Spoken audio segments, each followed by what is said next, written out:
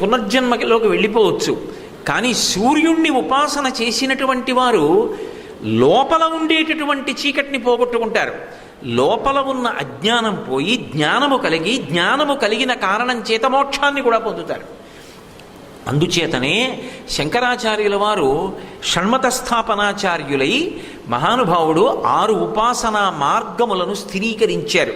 ఈ 6 మూర్తులలో ఏ మూర్తిని పట్టుకున్నా నీకు మోక్షము వరకు ఇవ్వగలడు పరబ్రహ్మస్వరూపమని. 1 శివుడు, శైవం అంటారు. 2 శాక్తేయము, అమ్మవారి పూజ.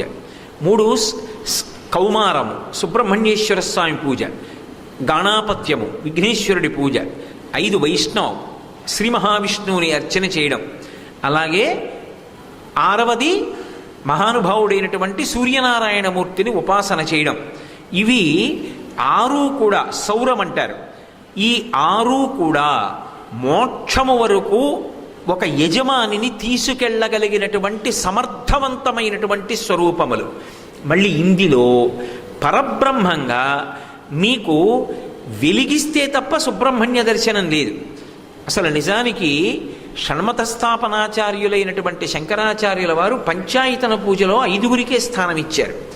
1 శివుడు, 2 అమ్మవారు, 3 సూర్యుడు, 4 గణపతి, 5 విష్ణువు. ఎవరు ప్రధానుల్ని చేసుకుని పూజ చేసేవాళ్ళు ఉంటే వాళ్ళని మధ్యలో పెట్టి మిగిలిన 4గురిని చుట్టూ పెడతారు. సుబ్రహ్మణ్యుడికి స్థానం ఇవ్వాల. అక్కడ ఆరాధనలో 6గురిని చెయ్యొచ్చని చెప్పిన మరి సుబ్రహ్మణ్యుడిని ఎందుకు ఇవ్వలేదు అంటే ఆయన అగ్నిస్వరూపుడు.